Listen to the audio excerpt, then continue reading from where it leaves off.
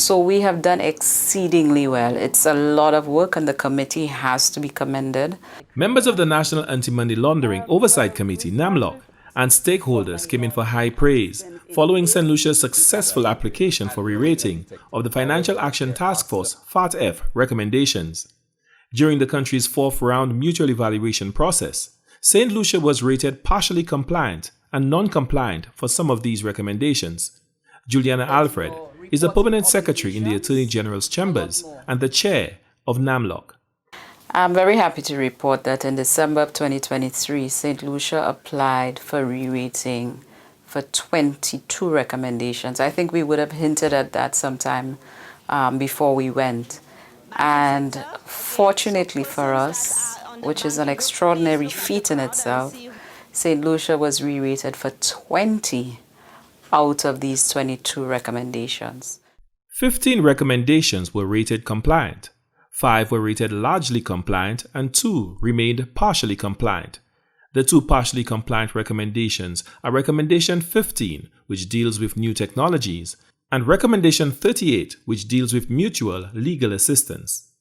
But overall, I think NAMLOC is very happy with the progress we've made. It was quite a bit of pressure. I think people would have remembered the legislation that we would have had to amend and to pass, whether it be the Anti-Terrorism or Companies Act or money laundering legislation. And we also introduced virtual assets. So it was quite a lot. And of course, we did the National Risk Assessment, which gave us a nice overview of St. Lucia's risk profile. NAMLOC remains vigilant in monitoring the efforts of agencies to address the outstanding deficiencies as the country prepares for the 5th round mutual evaluation report. St. Lucia will be assessed for effectiveness moving forward.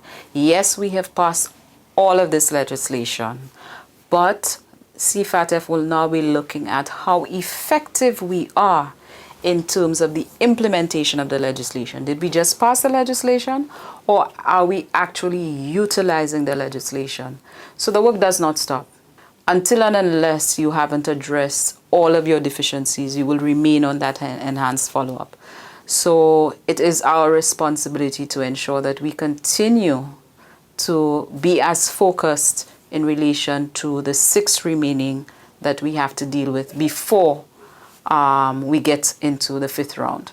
The NAMLOC chair disclosed that while St. Lucia works to address the deficiencies in the 4th round mutual evaluation report, the committee is simultaneously preparing for the 5th round, where the Caribbean Financial Action Task Force will be assessing St. Lucia's compliance with the 40 recommendations.